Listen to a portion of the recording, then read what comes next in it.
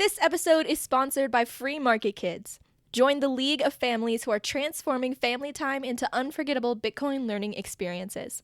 With our Hodl Up Bitcoin mining board game, you're not just playing. You're building bridges, creating memories, and unlocking the brilliance of the future one block at a time. When mom and dad first started getting into Bitcoin, it sounded like they were getting into a cult.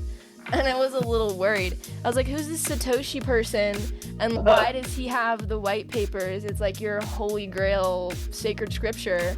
And then there are these meetings and currency, and it is the solution to the evil in the world. And I'm like, oh my gosh, there's so many theological parallels here. It's kind of scary. I didn't even think I was going to work at a bankruptcy firm. I just wanted to get into the field of law. And now that I'm learning about bankruptcy and money in general, it's really opening my eyes. I used to try to block it out. I don't want to think about money because it bothers me. I just want to make enough to survive. But now that this is where I work, I can't not think about it. Hey everybody, welcome to Orange Hatter. I've got a very exciting announcement to make today. The website for the Orange Hatter Retreat is up and registration is now open. We are offering a 21% discount for anyone who registers by January 30th, 2024. We did have to move the retreat up by one day, so it will run from March 16th through the 20th in Merida, Yucatan, Mexico. This is in partnership with Project Yucatan. It's going to be an amazing 5 days of recharge, restoration, and deep connections with women Bitcoiners. It will be an absolutely incredible chance to meet like-minded women and form friendships that will last a lifetime. Please go to the website www.orangehatter.com/Yucatan. And I will see you in Mexico. And now on to our very wonderful guest. Enjoy. This is a special episode with Orange Hatter, a fun format. So it's me and my daughter, Aleia, and Stacey, who I interviewed last week, and her daughter, Emma. And we're all just going to have a fun conversation together today. Let's see how it goes. Sounds good. We're excited to be here. Let's do it. Let's do it. All right. So you already know who I am, and our audience would know who Stacey is. So why don't we have Emma introduce herself and then have Aleia introduce herself after that? All right, thank you. My name is Emma. Right now I work as a paralegal at a bankruptcy law firm, but I graduated last year in 2022 with my bachelor's in linguistics from University of Illinois. So thank you for having me on here. I'm excited.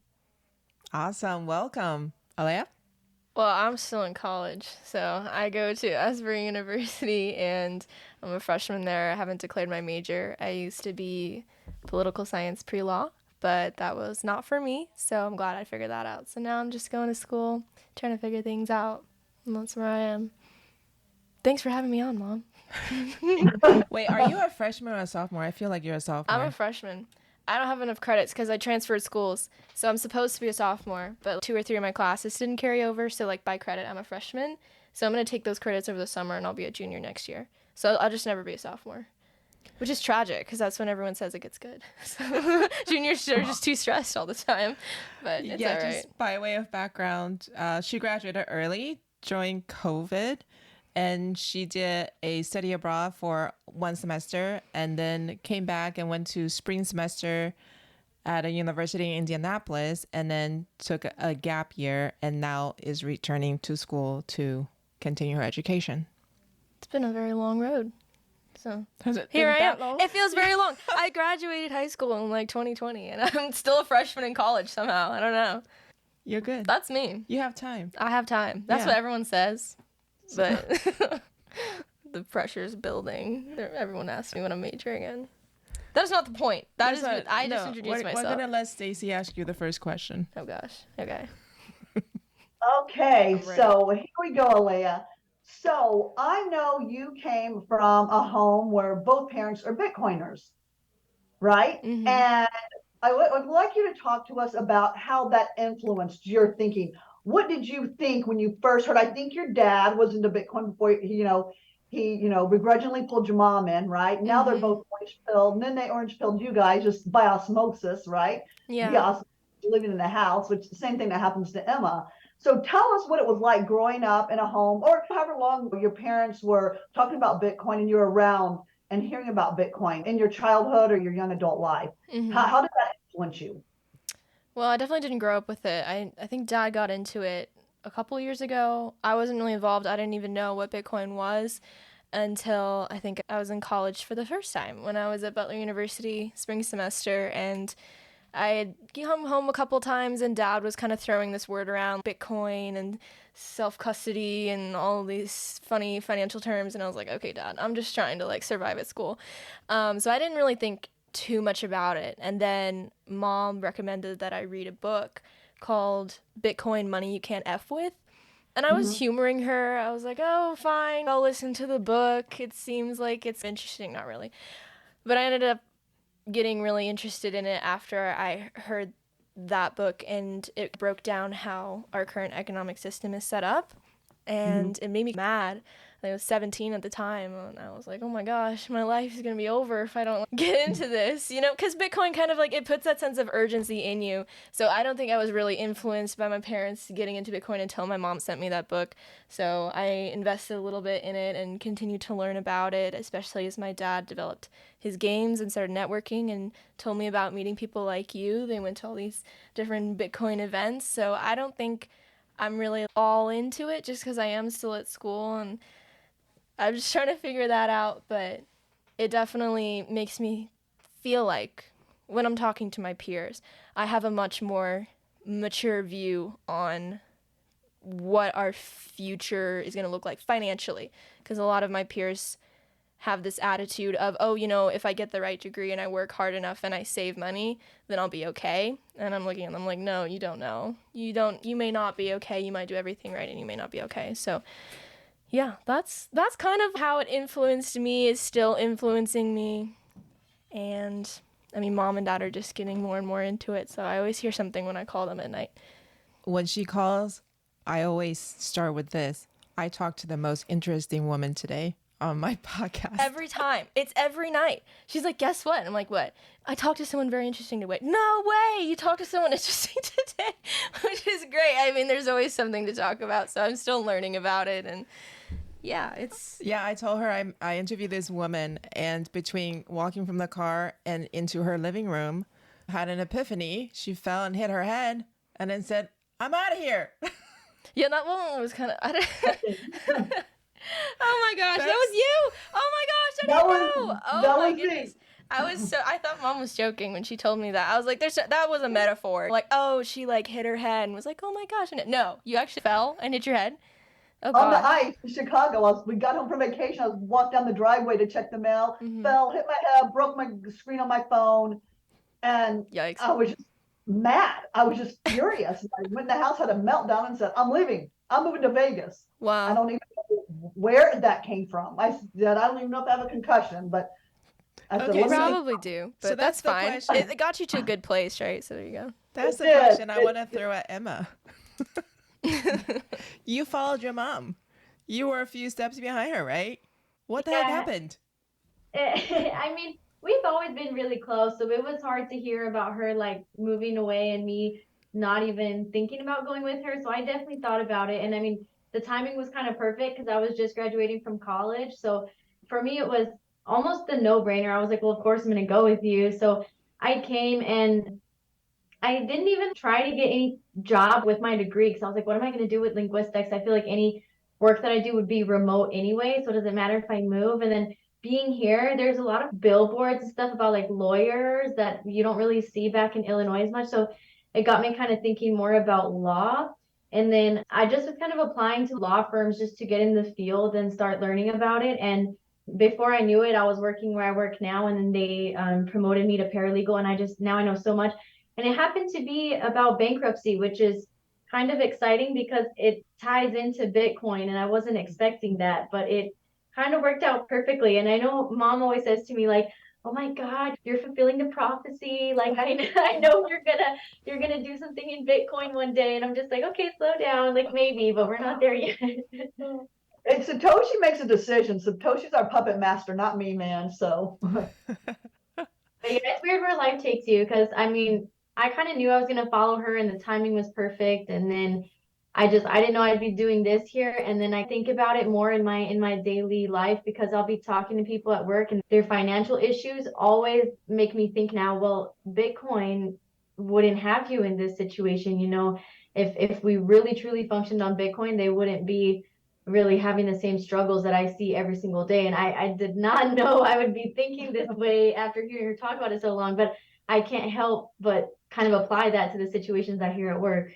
So you went into Bitcoin not a long time ago. It did was during COVID. It was During COVID, I started on Clubhouse, Right. and that's how I met Justin Redrick, my business partner. Yeah. Right. So Emma, so that was only a couple of years ago. What was it like when your mom started to get into it and literally just went from nothing to I'm all in? What was that 0 like? to 100. Yeah, that's exactly how it felt.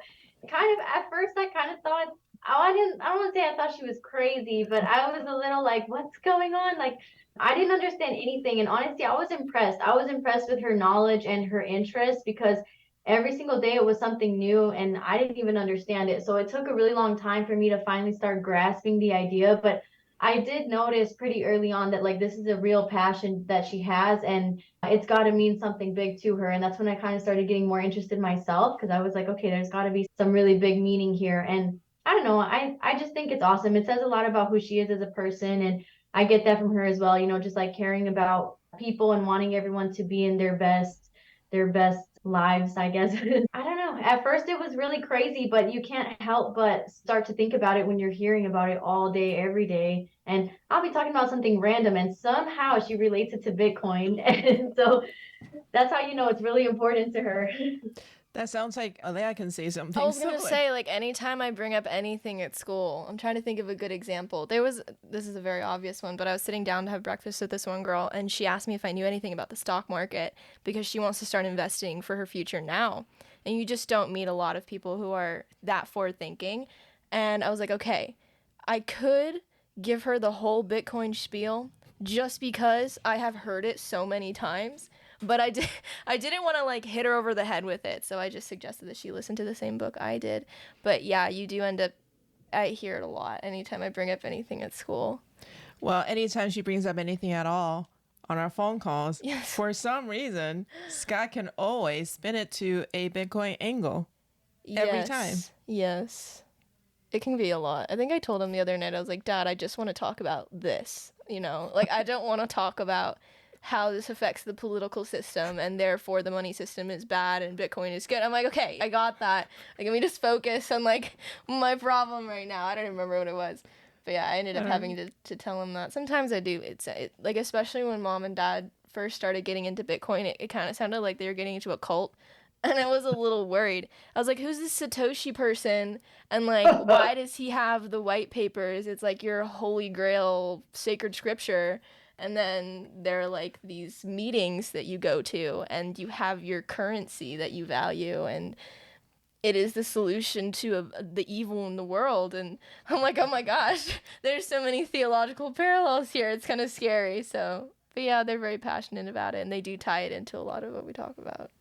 Do you have any questions for Emma? Because she's sitting in the same boat you are. Yeah, I know. I think because your mom is so into it, do you ever feel like you almost become desensitized to it or like almost take it for granted that you understand what Bitcoin is and what it represents? Because I definitely feel like I take that for granted. I have a certain framework that my parents brought me up having. Like when I look at the world, I see it in terms like Bitcoin terms, and that just makes sense to me, but it doesn't make sense to other people. So I guess, do you have that same thing where you just kind of take it for granted that you understand how the money system is set up and that there's an alternative?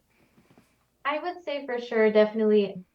It's tough because I try to balance like knowing what we know with like my relationships with other people, especially where I work. Because sometimes when we're talking about stuff at work or certain situations, I just want to start preaching about Bitcoin, but really nobody else where I work knows about it. And I know one of the coworkers that I'm the closest with, I started telling her one day, like, oh my God, they took money out of this guy's bank and blah, blah. Like, he didn't even do anything. Like, how can they do that? Well, if we had Bitcoin. And then as soon as I started talking about Bitcoin, was where she just got disinterested. And I'm like, I feel like in a way that was me at home and that is me on a normal basis. But then when I'm in these situations and I start to see it for myself and my mom isn't there, I begin to apply Bitcoin. So like I do feel like I take it for granted on a daily basis, but then when there are things that come up that I'm not expecting that kind of spark a passion in me, I can't help but approach it from that view because that's what's deep down in there. I'm just not usually thinking about it like that. I'm usually like, oh, well, this is my daily life talking about Bitcoin with moms. Yeah. Yes.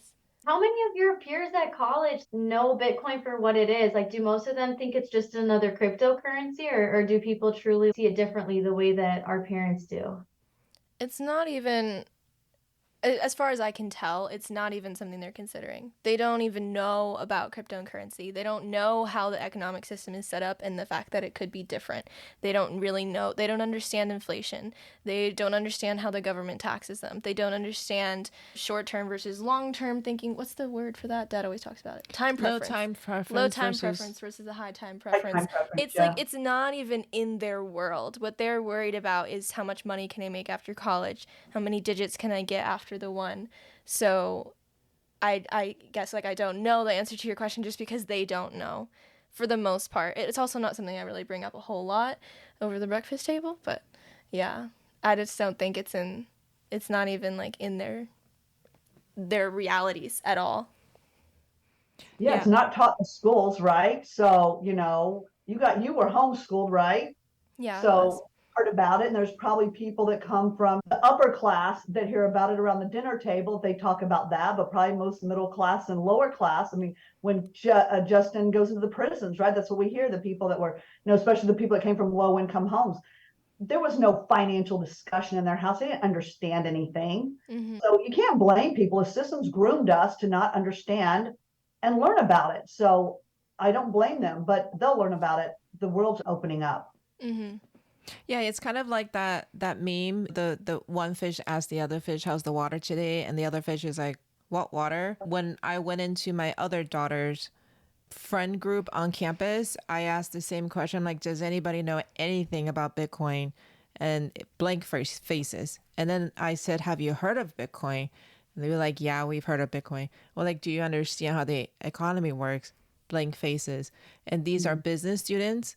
They're economic major students, and they have, like what she's saying, it's not even within their realm of things to question.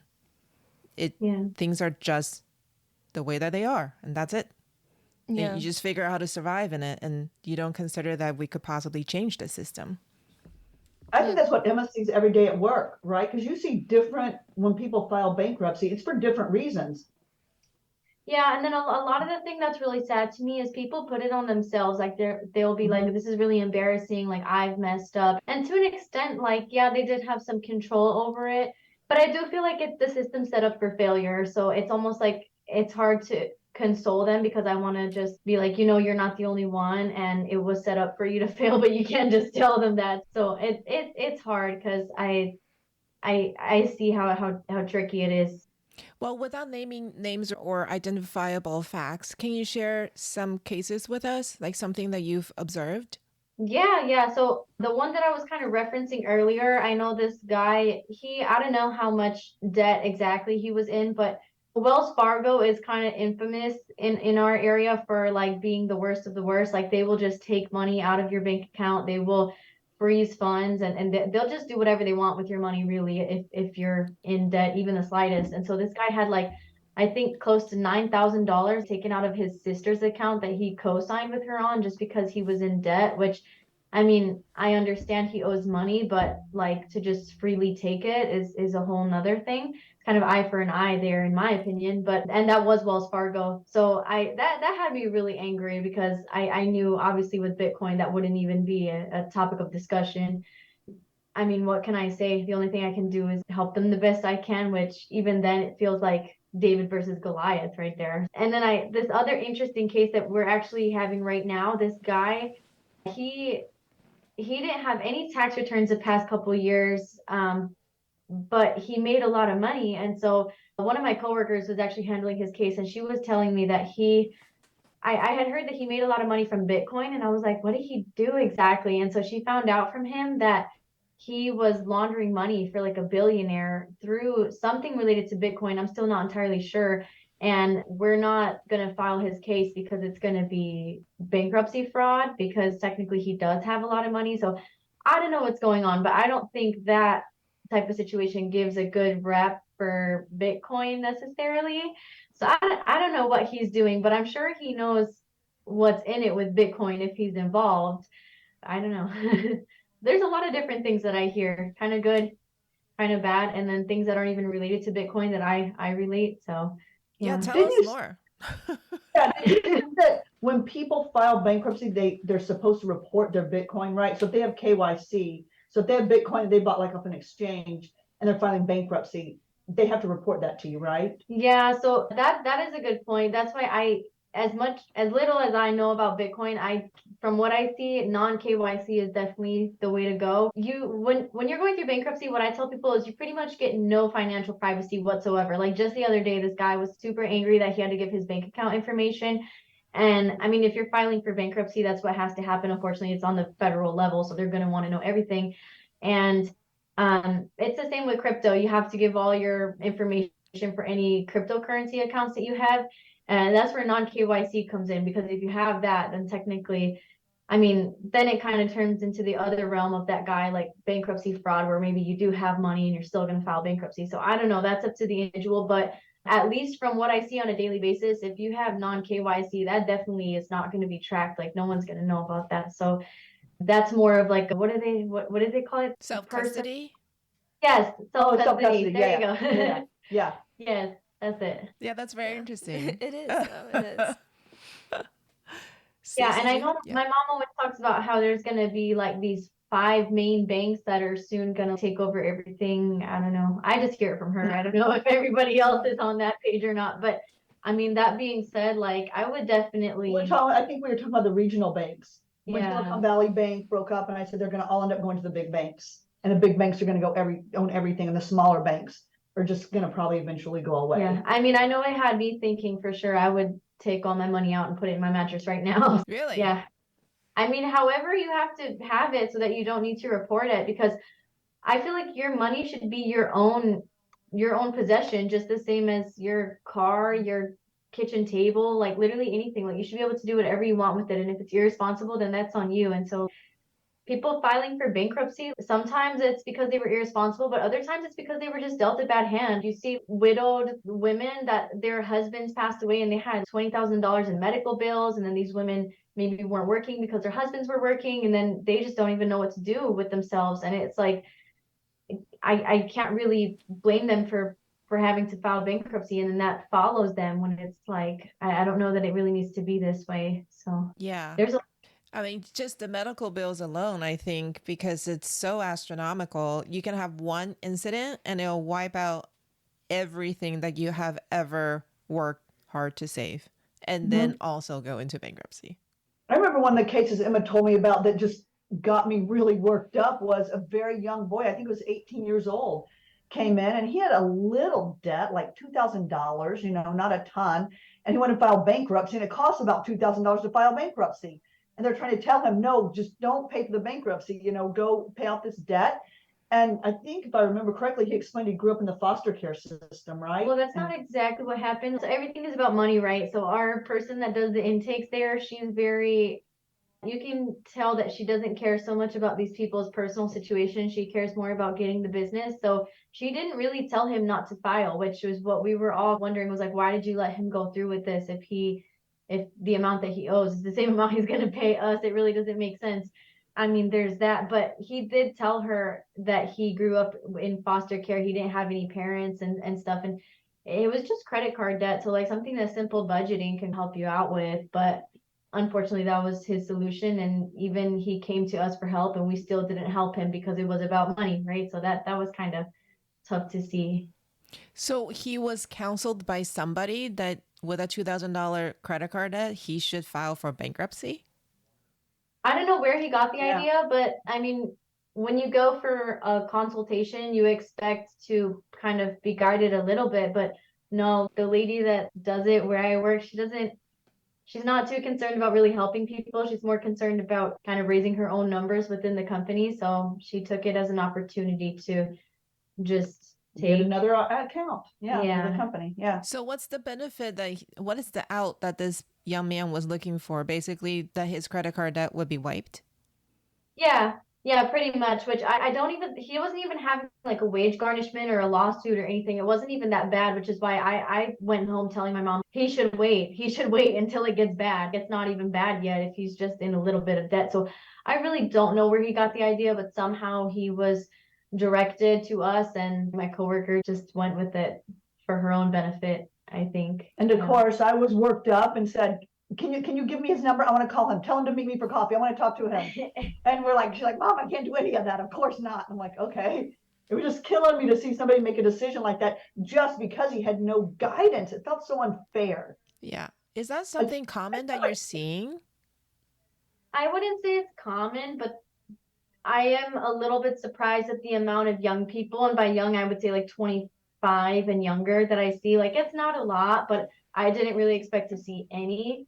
And there are some, yeah. And it's crazy how much they don't care, too. They're just like, oh, yeah, this is what has to happen. Whereas the older people tend to be the ones that are more shaken up about what's going on. And I don't know really what that says, besides the fact that maybe we are getting desensitized to financial problems. That's a good point. Well, I would say just at least in the college bubble that I live in, there's almost this culture of, it's kind of like the normal hip thing to be like, oh my gosh, I just spent so much money at Starbucks. Oh my gosh, I just spent way too much money at the store. You know, like it's kind of just part of being a college student. It becomes part of your identity to always have financial issues. And I don't know exactly where that stems from, but I could definitely see that following them out into the real world. I'll put that in quotes. They're just really used to not having money and running up their credit card.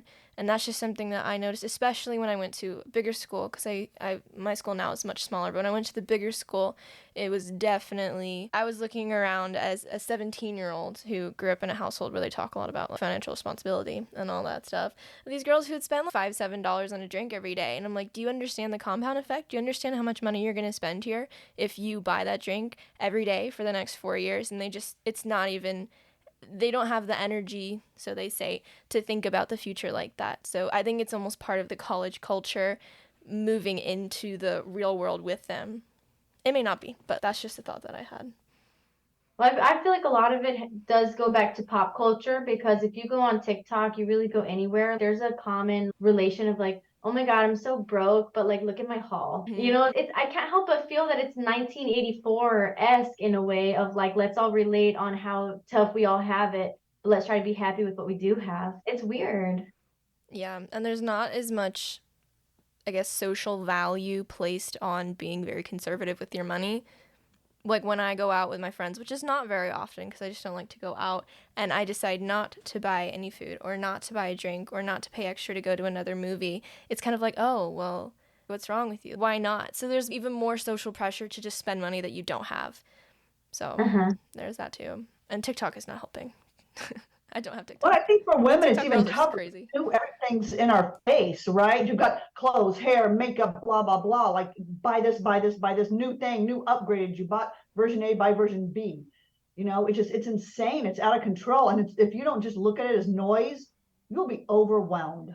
Mm-hmm. Some of it is noise, but then you have YouTube that used to be YouTube, and now if you want the real YouTube with no ads, you got to pay for it. So it's like, Yeah. everything is changing. Yeah. And if you want to feel included in the social culture on campus, then you pay for things like that. So that's not helping either. Mm-hmm. How much of it is because everybody has access to a credit card? Because when you and I were going to school, credit card was not a thing. I mean, it was, you celebrated when you applied and got a $500 credit card limit. Do you remember those days? They were stuffing those application things in our mailboxes, mailroom. They would just be all over the floor. And if you didn't have They money, still get them. As Emma, a relatively new graduate, every single day I get this paper mail, don't we? Applications, Capital One, Visa, everything. They're just trying to get her in as fast as they can because she just graduated. yeah. And I just recycle. Yeah. So, but back in the day when you didn't have money, you just didn't spend money because it was not an option. But now you can spend into your future. What is that concept? When you're using money that's not real money, like monopoly money, or Mhm. even just money that you don't handle. So just digital money, you don't get the impact of the spending itself. Doesn't that go back to Dave Ramsey? Because I feel like there was some sort of financial program she made me do when I was a lot younger, and it was like if you have to buy something and it's not a lot, try paying in cash because it becomes you have like a physical pain response. I don't know if they did like a study on it. I remember hearing about that though, but it's so true. Like when you have to hand over a $50 bill, like I pay for my horseback riding lessons in cash, and when I hand over whatever that is, I'm like, oh, okay. Oh man, there goes my money. Like I worked really hard Swipe for a that. card, it's And nothing. it's Yeah. worth it for me, but that makes me value the experience more. And I think a lot of people my age just don't even know what it's like to pay with cash. They don't understand that emotional response you have. So, yeah, it's very true. It's very true. You just get a dopamine hit when the thing shows up at your door. That Yeah. or like it always gives you a little ding or like a green check when you pay and you're like, oh, I did something right because we're so conditioned to want that little green check on our assignment or get the little like approval thing from Quizlet or whatever. It's like all the social psychology. It's playing into it as well. Okay, so Emma, so I'm going to throw your mom's question back at you, which is what about your peers? Not necessarily the people that you work with at the law firms, but just when you were first exposed to it, you were wrapping up your 4th year in college. What was that like with your friends and the whole concept of money and preparing for the future? I feel like pretty much the same as what Aleia said. I do know some people would have crypto or they would know about it, but to them it was all the same and they would just have it as a flex, like, oh, I have so much money in this one and so much money in this one, just to kind of seem smart because other people would be like, whoa, that's cool. But for the most part, we all would love to relate on how broke we were and how messed up we would think our futures are going to be. And it's sad because that's like a common suffering that we're just trying to make light of, and it's really not funny. We're all unsure, and I know everybody probably deals with that in your youth, whether it's financial or anything else, but I think right now financial is probably the biggest aspect of life that we all are a little scared about. I know a lot of my friends didn't know what they were going to do with their majors, including me. They're like, yeah, I just do it because I like it, but I don't know what I'm going to do with it. I'm not really sure how I'm going to make money with it. And then other people would be in their certain major just to make money. It was kind of split on you were either one or the other. So like people would major in economics or business just because they knew that's where the money was, but they wouldn't be passionate about it. Any passion would just be because they were hopeful for a good income. I was just going to tell a quick little story. Emma had a friend that came over when I really started first getting into Bitcoin. And I was reading all the books, Bitcoin Standard and everything. And I couldn't quit talking about it because I couldn't quit thinking about it because I couldn't sleep. And I was just on this high about Bitcoin. And I talk about it. And the friend was always like, oh my God, you go to Emma's house and here's what you're going to hear all the time, Bitcoin, Bitcoin. And I was like, okay, you have Cash App? Let's get you some. And she was like, no, I don't know. And then she goes back to college. And then she always heard it when she came over to our house. And then I remember she came back one day and she's like, well, Mom, I bought some Bitcoin. And I'm like, why? How'd you do it? Why? I want to know everything. And she's like, well, I was sitting in a class and I saw the girl in front of me hold her phone up, look at the Bitcoin price, and it gave her FOMO, right? She's like, wait, she knows something I don't know. Like, I know about Bitcoin. Why didn't I buy anything? So then she said she went back and got her Cash App, went back to her house and got her Cash App and bought some Bitcoin. So now she can be cool in class and pull up her phone and look at the Bitcoin price too. So I think that kind of peer pressure for this generation is really important about it, right? That's why they all, like she said, the flex about crypto and Bitcoin and all that. It's easy for them to pull the trigger because they hear this crazy parent talk, these old people talk about it. But when their peers are getting into it, maybe for a slightly different reason, or maybe less the humanitarian reason than the adults do, I think that's sort of an orange pilling way to do it. Because I found with that generation, because I orange pill a lot of people in different generations, and I feel that peer pressure is what really happens, or I'll say peer influence instead of peer pressure. That's not nice, but peer influence, right, is that kind of what helps that generation because if they don't want to be the weirdo, they're not going to go to the party or whatever and be like, yo, let's talk about Bitcoin. You're like, no, you're weird, but if the other friends are doing it, then they're okay, if your circle's doing it, but they're not going to be the first one to chime in about it, I think. What do you think about that? I mean, I think it's true. It's really tough to be the first person because everyone's going to question you. So Yeah. in order to step out, you have to know your stuff, which is part of the reason why I don't bring it up very much because I don't feel like I'd be able to represent it very well, if that makes sense. But it is very true. I mean, people are insecure, especially our generation for some reason seems to be particularly insecure and very, very isolated, and they're afraid of being alone. And that comes with pretty much anything. They're afraid of being alone physically, emotionally, socially. So I think you hit the nail on the head with that, at least in my experience. Yeah, I think when I would think about how when I orange pill the different generations, when I think about boomers, because I've got, a friend that's like 65 years old, way into real estate, and he freaking loves Rich Dad, Poor Dad. What's his Robert name? Kiyosaki. Robert Kiyosaki. Oh, he would preach that guy to me all the time. Then I called him the other day and I'm like, hey, Kiyosaki's now advocating for Bitcoin. He's like, Stacey, he's old and senile now. I don't trust him anymore. No, okay, so listen, so this boomer generation, right? It's like ego and unlearning, right? He's all invested in his real estate. He can't say I'm wrong. He's not going to admit that to himself or publicly, and he's financially really invested in it, and when you're that age, you don't have a lot more time to work, right? So I'm not going to back out of this commitment that I'm all in real estate. So you've got ego and kind of unlearning at that age. I'm Gen X, and we have a little bit of a fixed mindset, but we also have a growth mindset. We kind of relate to both generations. And then millennials, I think as long as you make a meme about it, they understand. And I think they're feeling the pain. They feel the pain and it's real to them. So I think that's why so many millennials are into Bitcoin. And if you think about it, when Generation Alpha comes, the babies that are born now, orange pilling won't be a thing. It'll just be the way they live. We don't all this. We won't have to teach them Bitcoin. It'll just be how they live because the technology will be better. If they're newborns or below 5 or something right now, it'll just be how they live. We won't have to educate them on it. It's how they'll function by the time they're 15. In 10 more years, yeah, that's how they'll function. Mm-hmm. So Emma, now that you have been orange pilled and you are seeing what you're seeing at the bankruptcy firm, I imagine it's really impacting your viewpoint on Bitcoin and why other people get upset, like your mom and me. How do you see yourself going forward in terms of not only how you manage your own finances, but also in terms of sharing it with your peers? Mm-hmm. Honestly, it's really blurry for me right now. I would compare it to like when I was still in college and I was trying to decide my major. I honestly don't know, but I do have the clarity to know that it is bothering me as well. So I started college as a poli-sci major and then I went to linguistics. So I've always been more on the humanitarian side of, I initially wanted to go into immigration law and I still kind of could see myself doing that, but it's getting blurrier because honestly, I never saw myself doing something related to anything financial because I just never understood it. I never understood like economics. I hated it. Business, I hated it because I just didn't want to think about money because I hated it. And so now I'm realizing it's just the other side of the same coin because it's like as much as I hate it, it's because I hate fiat and I didn't even know that's what it really was. So I'm learning a lot working where I work right now, but I still have a lot to learn.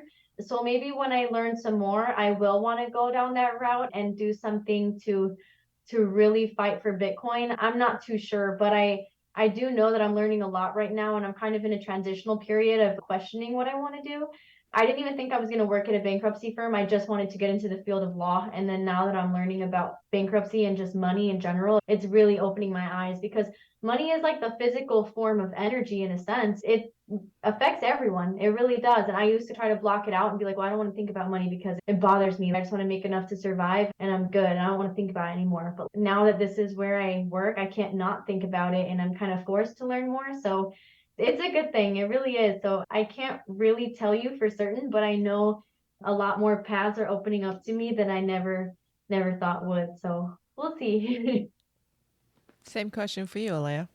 Now that you've been somewhat orange pilled in your case, how do you see yourself looking at money differently? How do you see yourself possibly sharing Bitcoin with your fellow students or just your peers in general going forward?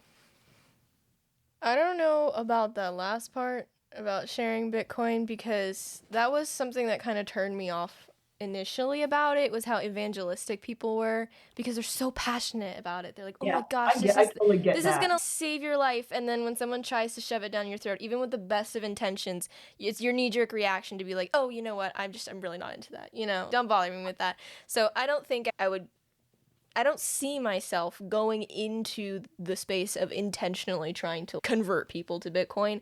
If they ask me about it, sure, I'll talk to them. So I'm not sure where that will lead me. I guess you never know, never say never, but I just don't see that. And I've experienced the same thing with the Christian faith, of people trying to shove it down my throat, and I'm like, okay, just back off. I know it's good, okay? But with the other part of the question, I'm not exactly sure yet, because I am still a freshman, and my thinking about the future is, what classes am I taking next semester, and what am I going to major in, and how am I going to make friends?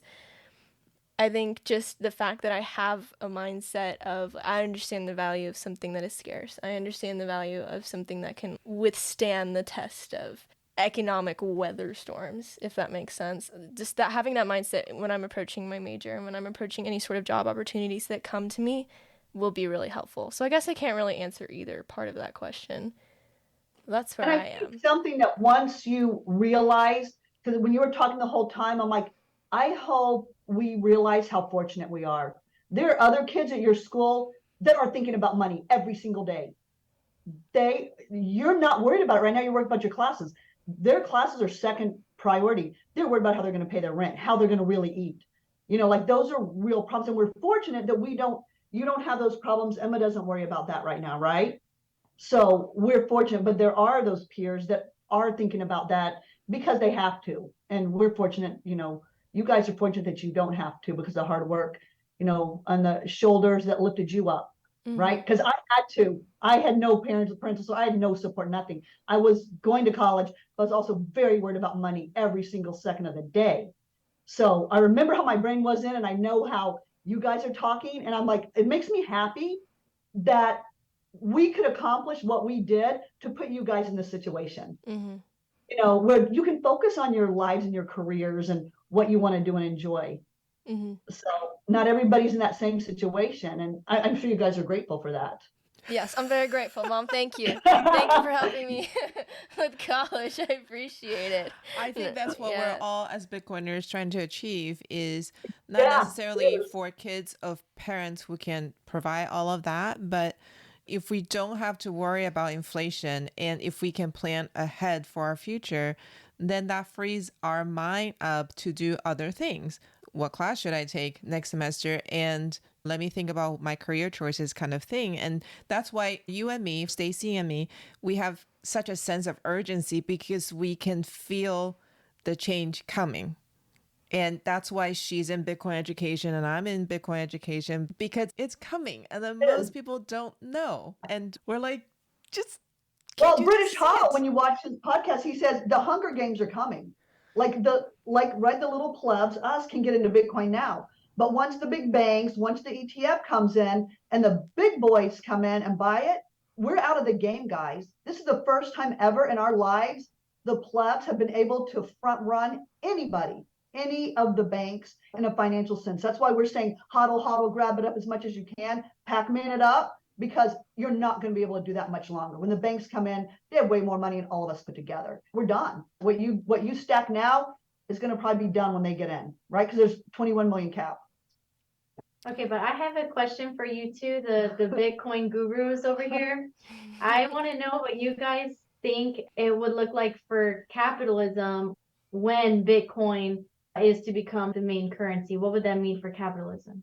I think it'll become more fair, and it would become easier. If you don't have the allocation of money in huge quantities sent to certain categories of groups, companies, corporations, then money becomes something that everybody can work for and expect that they can get a return based on the value they provide.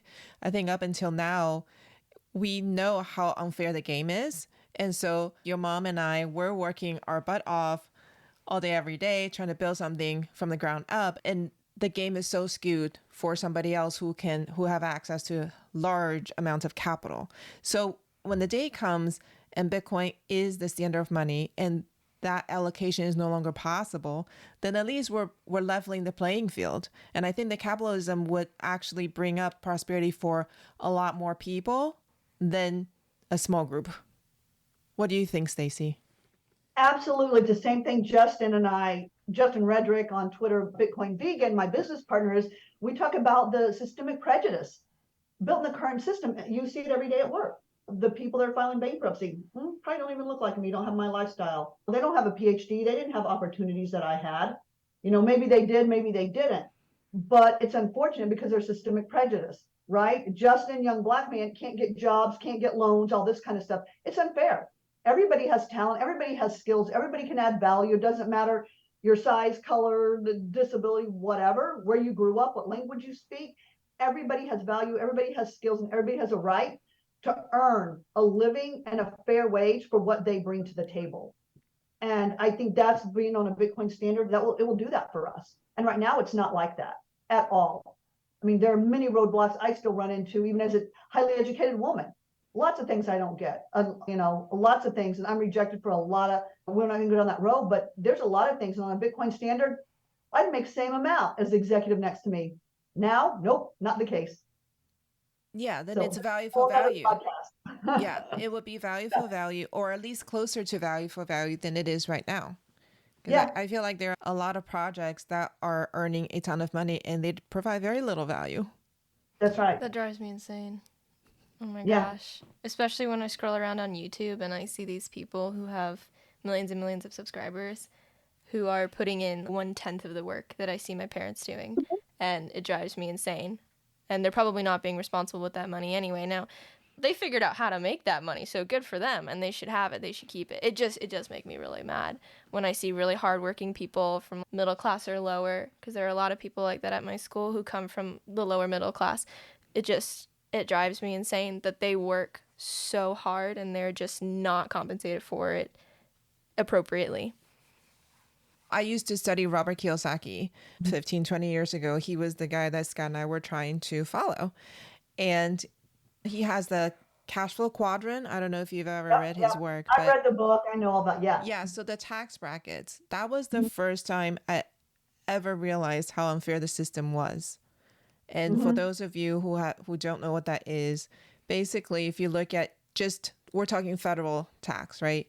For your income. If you work as a professional, lawyer, doctor, engineer, you are taxed at the highest possible rate for your income.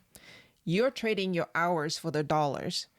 And you've gone through school, because in order for you to become a professional, you've got to go through school. So you've put in your time, you've put in your money, student loans or whatever, tuition, and you're taxed at the highest rate. The next level down is capital gains tax. Those are the people who are using money to make money, right? But they're actively investing it. So if you've invested in stock, it goes up, you sell it, you're taxed at capital gains tax. That's almost half of the tax you would have to pay as an engineer, doctor, lawyer, right? And then the next level is passive investors who use money to make money, but they're not even actively doing anything for it. And those people are taxed at such a tiny little rate, and they do the least amount of work. They provide the money, but where did they have access to the money? And that realization, that one realization was what made me the most angry. Yeah, that passive income and how they earn that. They earn that passive income through a system that's got prejudice built in, right? So, yeah, so that opportunity is gonna be available to some people, but not to others. Exactly. And that's wrong. It's wrong. Yeah. You have to have an education to understand how this complex system works.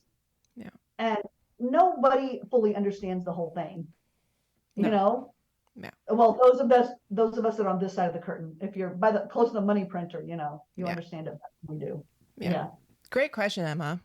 Aleia, what about the energy? I love that Emma always talks about energy, right? And that's kind of what we hear from Michael Saylor as well. Because you put in your energy for your work every day, and that's your money. Your money is your proof of work, right? But what Aleia is saying, in her college, these kids are working really hard and have little money. And some people put out one YouTube video, make more than that guy will make in 5 years, right? And that makes them, it looks like they've done a lot more energy because they'll have bigger bank accounts maybe.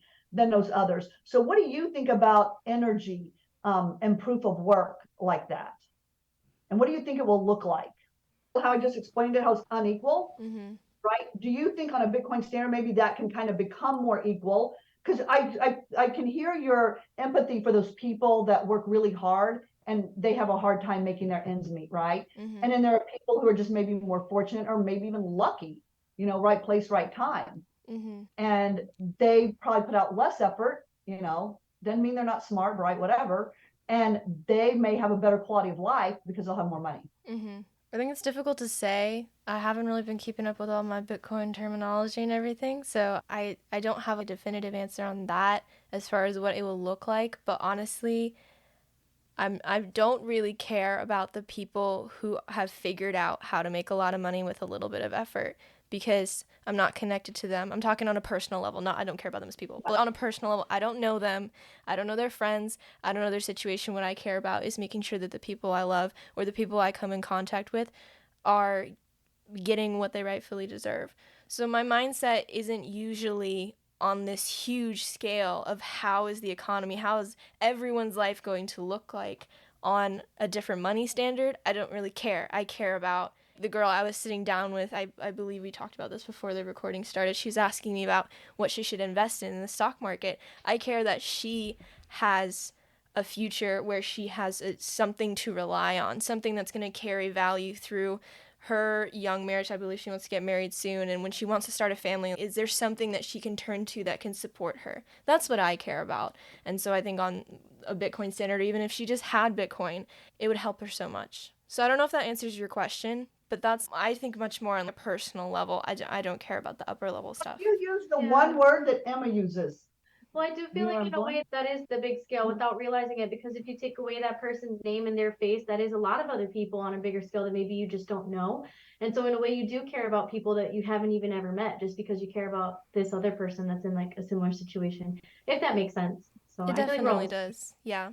I think I could expand it, but I'm just talking about like my immediate life, what I actually think about. Because I think with Bitcoin, it gets to be so high level, even though I understand the basics, that I get lost. And I'm like, what? How does this apply to me? How does this apply to my friend? How does this apply to my family member? So I always try to bring it back to that. And that's how I understand things on a larger scale. But yeah, it could be expanded. One word that Emma always uses, which I loved, and I got it out of you. I knew I could. Love. You said love, the people that I love. Emma cares about love as well, right? We care about love. And guess what? We love everybody. I love you. I don't care if it's that person that Justin and I meet in prison, right? That made a mistake. Who had made a mistake? I break the law every day speeding because I drive kind of fast, So maybe I'll be there one day. I don't know. But I think it's love. I think that's what Bitcoin equals love. And I think it resonates with people who care about humanity. Right? As the Americans, Tali knows this, we always talk about it's a vehicle for savings for us because we're a wealthy country. We have the world's best currency. And when Justin went to Oslo, he heard all about the humanitarian uses of Bitcoin. People who got out of Ukraine, people who were prisoners of war, people who were held captive in Africa were able to get out of their situation because of Bitcoin. We don't think about that. We really don't. And we're fortunate that we don't. But I think it all comes down to love. The one thing that keeps me up at night is when I'm gone, is Emma going to be able to get to the Bitcoin? It's that self-custody thing. I mean, it worries me a lot. I have heard other Bitcoiners have the same concern. Well, they all do, yeah. A lot of people do, yeah. Yeah, especially the Bitcoiners whose spouse is not on board. Right. Those people really, really worry. And there are a lot of them out there. Hence this podcast. So. Exactly. Yay! Thanks for joining us today. If the discussion with our guest resonated with you and you would like to dive deeper into the world of Bitcoin, don't miss out on joining the Orange Hatter Women's Reading Club. The meetup link is in the show notes. Also, if there are women in your life whom you think would both enjoy and benefit from learning more about Bitcoin, please share Orange Hatter with them. Until next time, bye! This episode is sponsored by Free Market Kids.